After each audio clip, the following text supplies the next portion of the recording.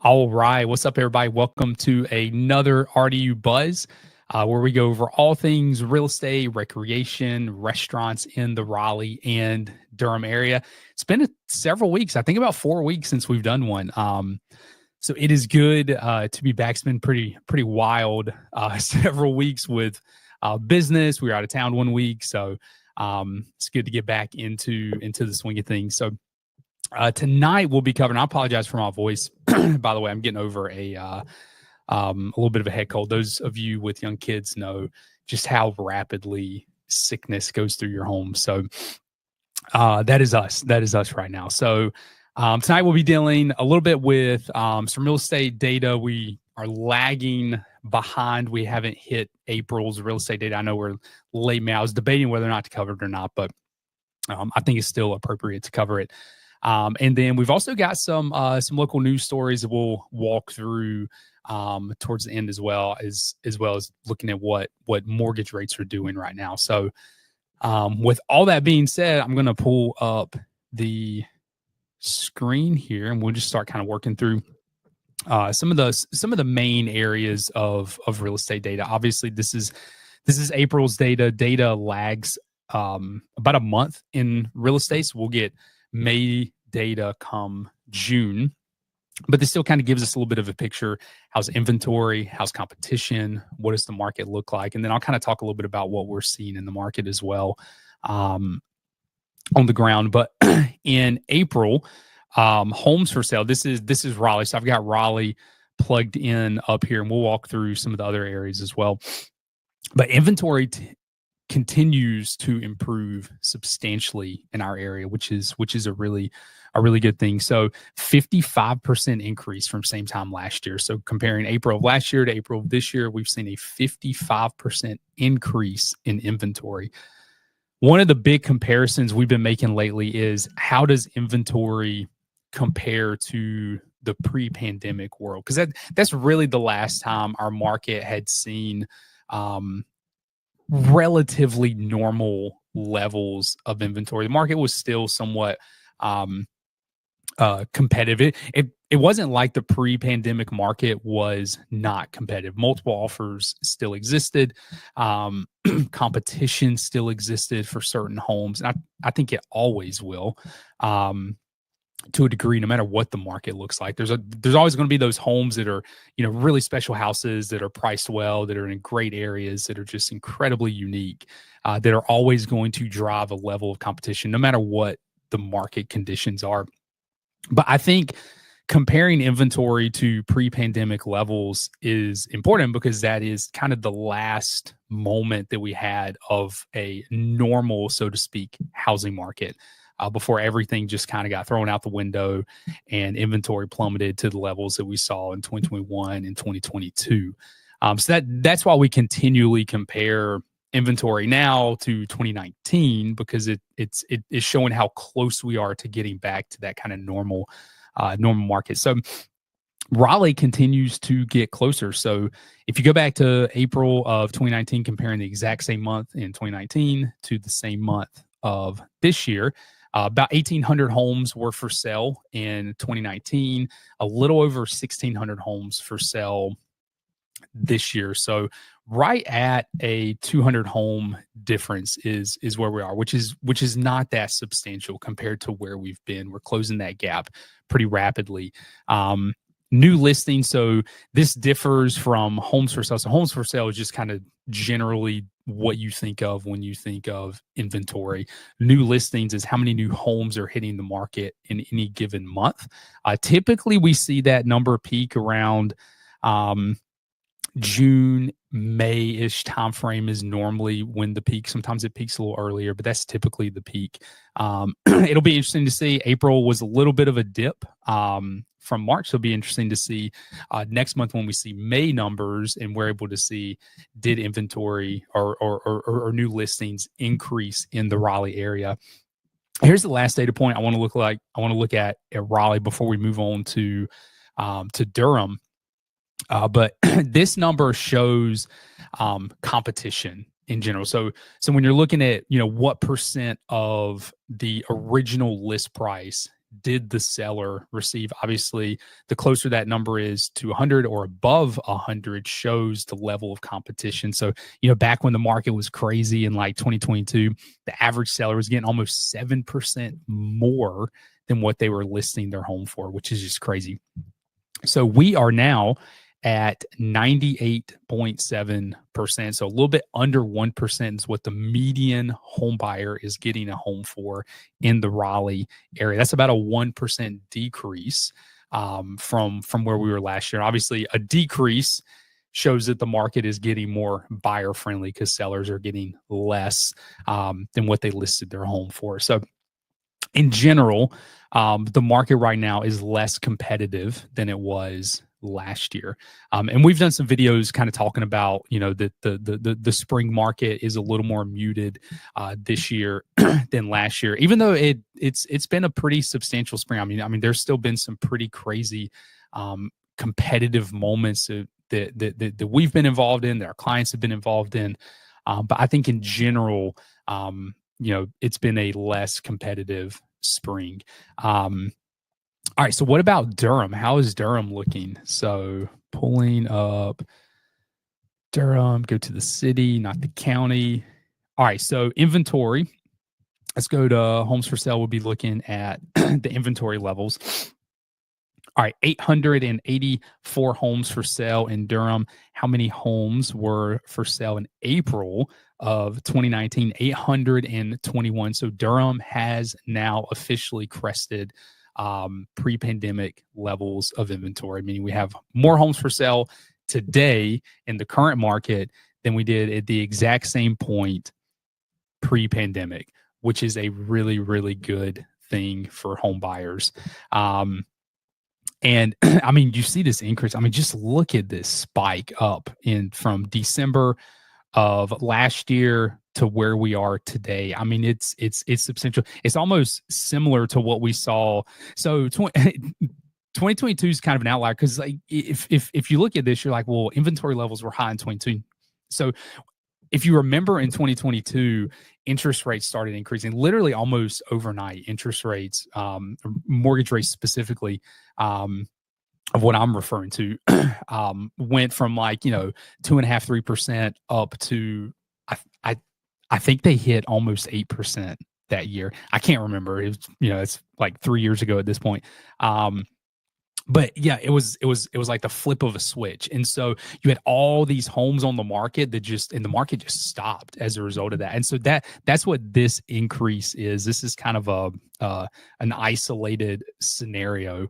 But comparing where we are this year to this time in 2019, we are now above it in Durham, which is fantastic for buyers. All right, so what about competition in Durham? So competition in Durham, again, pretty similar to what we saw in Raleigh. The average home buyer in Durham in April was getting a home for about 1% less than list price. And that is almost a percent decrease from where we were last year. So a little bit less of a competitive market than we were this year, which really could be accredited to higher inventory levels, and as a result of that, less competition going around. And I know I've touched on this a little bit, but in general, again, if you find a house that is in a great area, it is cosmetically ready for the market, right? Like it doesn't need any work. And it's priced well in general, especially in these spring months. It changes a tad bit as we go later in the year, and buyer demand tends to slow down a little bit. But in general, those homes are still going to be competitive. And so if you're looking at this and you're thinking, oh, okay, I can get a home for 1%, I can get a beautiful home in a beautiful area for 1% under list price, you're probably still not going to get that specific home for that kind of deal. You're probably still going to have to compete for that. But if you find that house that needs maybe a little bit of work, maybe there's something that's not ideal about it, that's when some of that leverage can come in to play. But in general, we're seeing kind of the roughly the same levels of competition in Durham as we are in Raleigh. So what about Cary? Cary's always a good one to look at. And then we might look at one more after Cary. All right, so going to inventory levels, this is crazy.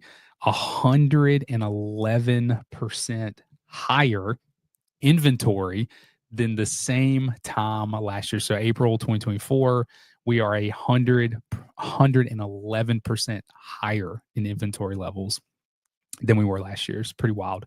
All right, so comparing that to 2019, not anywhere close. So 2019, Cary had 532 homes for sale, and currently they have 313 homes for sale in April. So you're still, 200 homes off. And I know Raleigh was 200 homes off, but obviously the percentage difference there is substantially more for Cary. So we're still a substantial amount off in Cary when it comes to inventory levels. Some of that is, in general, just Cary is not an area that sees a ton of new construction. There's just not a lot of areas left to build. And so in a place like Durham, to seeing a large amount of new construction, coming on. Raleigh still has room for significant amounts of new construction, especially on that southern side. Cary's really reliant on the resale market rebounding to where it used to be. And that's just going to take a little bit longer than some of these areas that have the space to expand with new construction. So in terms of competition, again, competition directly correlates with inventory levels. Cary in April of this year, the median buyer was getting a home for exactly what it was listed for. Whereas remember, Raleigh, Durham, we're about 1% under. Cary is exactly the same. So inventory typically correlates directly with what the competition is in that specific area. So that is Cary. Let's look at Fuquay. Fuquay is an interesting one because they've been above pre-pandemic levels for a little bit of time. All right, so homes for sale 371. Compare that. This is just crazy. This spike in 2022 is just crazy. Compare that to April of 2019. Again, Fuquay is above where they were in 2019. That's been something that we've seen for the last couple months. And the competition in Fuquay, right here, original list price. Competition in Fuquay shows that. So about 2% below list price is what we're seeing in a place like Fuquay. So you get a little bit more leverage there as a buyer than you do in some of the other markets. So obviously, if you are a seller and you're seeing this, the sky is not falling for you either. To get 1% less than what your home is listed for is obviously not ideal compared to previous markets, but it's also not the end of the world, especially if you've been a seller who has been in the house, who maybe bought the house pre-pandemic and you saw all this appreciation over time. To get 1% less on that purchase price is not the end of the world. So it's still not like a horrible market to sell in, but there are completely different expectations today than there were in previous years. And I think that'll show itself even more as we go through the remainder of this year, and it probably becomes even more buyer friendly to purchase. But you really do need to get your house market ready. The more market ready it is, and what I mean by market ready is it just your house cosmetically needs to look good. The days of being able to put up a house that is completely outdated, hasn't been touched in a decade, needs paint, the floors are scratched, and being able to get list price for that home, which you could have. You could have in the COVID market, which is crazy. Those days are just long gone at this point. And so it's not that you can't put your home on the market with those issues, but you have to do it with the expectation that, or price that into it. Maybe you price that into it. Maybe you offer a seller credit from the very beginning, or you just go in knowing like I'm in this for the long haul because of XYZ about my house. And so again, it's not that the sky's falling on sellers, but it's just completely different market than it used to be. So it's just important to go into the process knowing that. But I do think as the year goes, and obviously we'll continue doing these throughout the year, kind of looking at the month by month data and the national trends as well as the local trends. But I do think we are heading into a very I think we're already in a slightly buyer-friendly market, and it's going to become even more and more and more buyer-friendly as the year goes. I won't name the builder, but I got a phone call, and so did Cindy. Cindy got a phone call from a particular builder in the area that kind of has a reputation for just not, over the last several years, just not being very friendly to buyers, agents. And I got a phone call from them the other day asking if I had any buyers interested in new construction in their particular area. I don't think I've gotten a phone call like that from a builder in forever. And it really kind of took me off guard, honestly. So, there's signs like that the market's becoming more and more and more buyer friendly. So anyway, that is a look at April's data. Obviously May's data comes out in 10 days. So we'll be digging into that pretty soon too. I just felt like it was worth looking at. So, all right, moving on to the next topic. All right. So a couple weeks ago, well, I say a couple weeks ago, a couple months ago, I think at this point, we start talking about a North Carolina Children's Hospital. North Carolina does not have, the entire state does not have a children's hospital. And the Raleigh area will be getting the first children's hospital in the entire state. It's going to be a group effort between the UNC medical system and the Duke medical system. I still think I've said it before. I'll say it again. I still think this is one of the absolute biggest announcements that has happened for our region in years. I think it's a huge deal. And probably even bigger than things like the Apple, like the Apple announcement is really shiny, but like this children's hospital and the medical systems involved in it. I mean, this is a huge deal for our region. But Triangle Business Journal did an article saying there are discussions that this hospital will potentially go into the Cary area near the SAS campus. So SAS is located on the northern side of Cary. It's right by Interstate 40. It's close to the airport. If you know where the Bass Pro Shop is in Cary, that's roughly the region where the SAS campus is, and that is a potential area. I don't think anything's confirmed yet. It's being considered, that region, because of its proximity to the interstate, because of its proximity to the airport, both things they want to have for folks. Because obviously, if this is the only one in the state, there's going to be folks traveling into the area and probably folks traveling out of state into our state to take advantage of this hospital. And so you want it close to the airport as well. But I mean, if Cary landed this is, I mean, it's just another big win for a place like Cary that just continues to seemingly do the right things to just make the area better. So anyway, I think Cary landing this, and Cary makes a lot of sense just due to its proximity.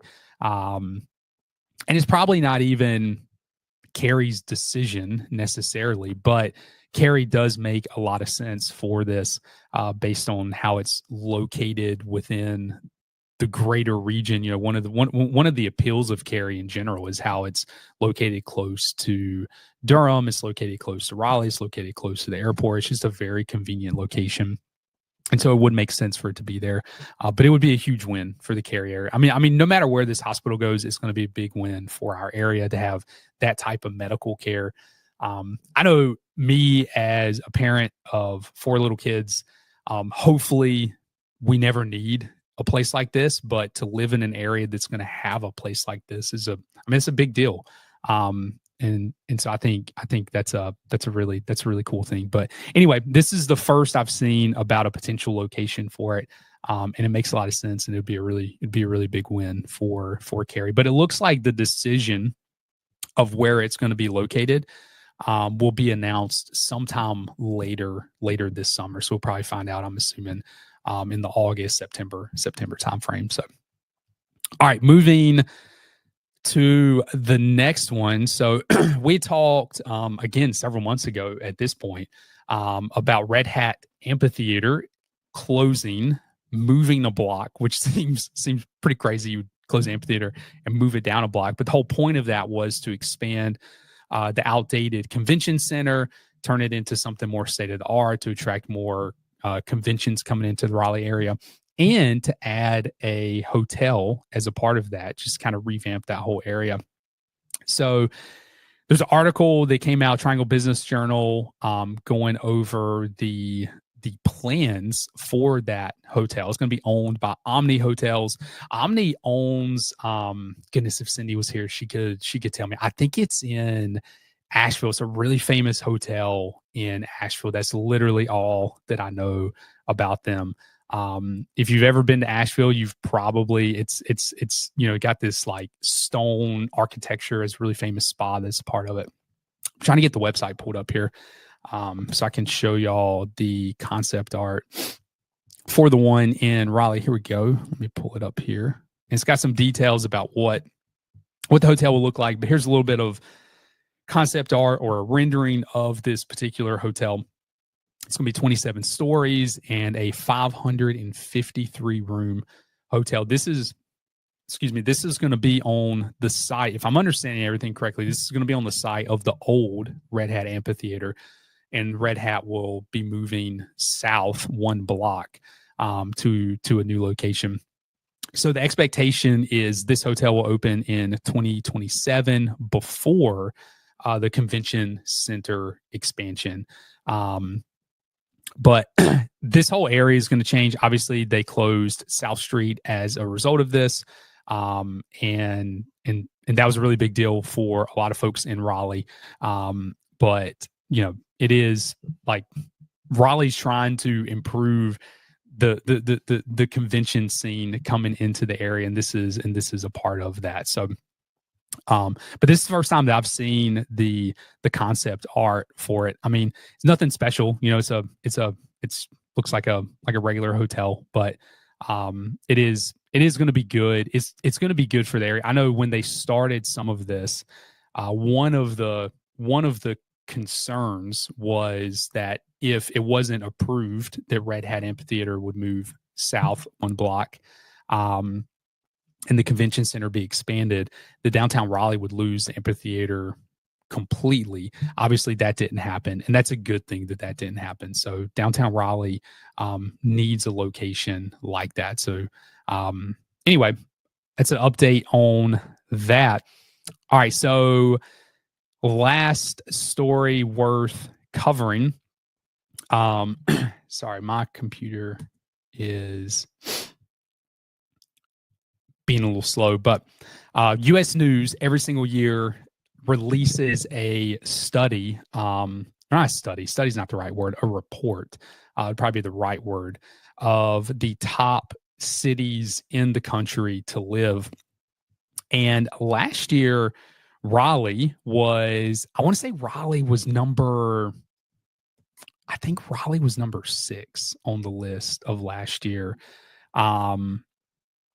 This year, Raleigh fell 155 spots. Actually, no, 149 spots. I'm sorry. Let me pull up this article now that it showed up here. So Raleigh tumbled, according to the Triangle Business Journal, 149 spots, and we'll actually look at the report here in a second. And that tumble was not because Raleigh all of a sudden out of nowhere became a horrible place to live, because that's obviously not true. And it would be insane that a city one year is number 6, and the next year it is like 155. That's just not reality, right? No city is changing that quickly for the better or for the worse. But what it had to do is that U.S. News included substantially more cities and towns in its evaluation as they had in the past. They actually looked at 850 cities throughout the country, not just large cities, but also much, much, much smaller cities, and compared those together. So that was Raleigh's downfall. Raleigh's competing against a lot of these smaller suburbs throughout the country, to include its next door neighbors, Cary and Apex, who did make the top 5. So Cary is number 5 on the list, and Apex is number 7 on the list now, which is really fascinating. So U.S. News now has Georgia, Indiana, Texas, Indiana, and then we get to Cary. So Cary is the first North Carolina town and the only North Carolina town in the top 5 that it names the 5th best place to live in the country. Then you got a Texas town, and then we go to Apex. Apex is number 7 on that list. Actually, let me look at the population sizes. Okay, Apex is the smallest, 65,000. Okay, it's the smallest in the top 10. Which is really fascinating. So Apex is the smallest town that made the list on the top 10. So while Raleigh fell out, and Charlotte, actually, this is even crazier. Charlotte, because this year the list is 250 cities or towns, top 250 in the country. Charlotte last year was number 5. So Charlotte bested Raleigh by 1 last year. Charlotte didn't even make the top 250 in this year's, compared to all these other smaller areas. Raleigh obviously did. So Raleigh was better than Charlotte in this one. But anyway, just kind of completely changed it with how many other areas that they included in this. But Cary, number 5, Apex, number 7, both suburbs of the Raleigh area, which is pretty cool. If you look at, let me go here, select, go to North Carolina and kind of see what the top. All right, here we go. Cary. So this is their version of the top cities to live in North Carolina. Cary, number 1, Apex, number 2, Huntersville, number 3, Pinehurst, number 4. You got to go all the way down here. Chapel Hill's number 7, Raleigh's number 8, and Durham's number 9. So, and then Charlotte is number 12 on that list. So Raleigh performed better than Charlotte did, but nowhere near as good as they had in the past. I bet if I didn't really play around with this best big cities to live in. Let's click on that real quick. See what that does. Austin's number 3, Charlotte's number 8. I wonder if they're counting. You know what? They might be counting Raleigh as like a smaller city. Let's do medium size. Cary. Yeah, I'll have to play around with it, because I don't know. Unless I just completely missed it on the big city, because I would assume Raleigh would be listed as a bigger city, but maybe not. So maybe they're more of like a middle-sized city on here. But anyway, I just thought it was interesting that Cary and Apex made the list. And this kind of ties into that children's hospital that I was talking about earlier. Cary continues to improve. And, it's ranking high on the list. It doesn't have a large population compared to a lot of these other areas. But it might possibly land, the only children's hospital in the state of North Carolina as well, which then just puts Cary in a completely other category, of a great place to live. So, anyway, Cary number 5, Apex number 7. All right, we will end tonight, or today. I'm not filming it tonight. This isn't live; it's pre-recorded. Though I do think we are really close. Cindy and I are having some conversations about how do we pull off doing this live again. So hopefully we're there soon. Mortgage rates are above 7% again. So we crested 7% after Moody's downgraded the U.S. credit rating over the weekend. I think it was over the weekend. That was the first time we'd crested 7 in a bit. And then we recovered a little bit, and now we're back over 7 again. So definitely not ideal. I talk about the buyer market, or excuse me, the market becoming more buyer friendly. There are asterisks, obviously, to that statement. The statement, one of those asterisks is mortgage rates are very high. Another asterisk to that statement is home prices are still very high. And so the reason we're seeing a more buyer-friendly market is because buyer demand has dropped as a result of mortgage rates being where they are, home prices being where they are. And that is slowing the market down, which is giving the buyers who are in the market more leverage. And so, cresting 7% is obviously not ideal, but these rates kind of bounce around, but they're holding, they've held pretty steady throughout the year. Upper 6s, low 7s is where we've been all year. And it's probably where we'll be for the remainder of the year, upper 6s, lower 7s.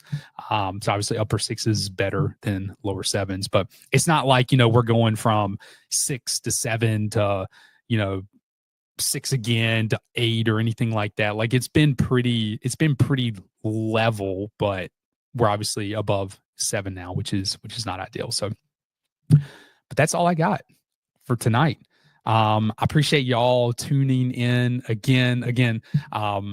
Glad to be back. I know it was, I think 4 weeks since the last time we did one, 3 weeks. I can't remember to be exact, but it's good to be back regardless. So hope y'all have a great weekend, and we will see y'all next time. All right. Bye, y'all.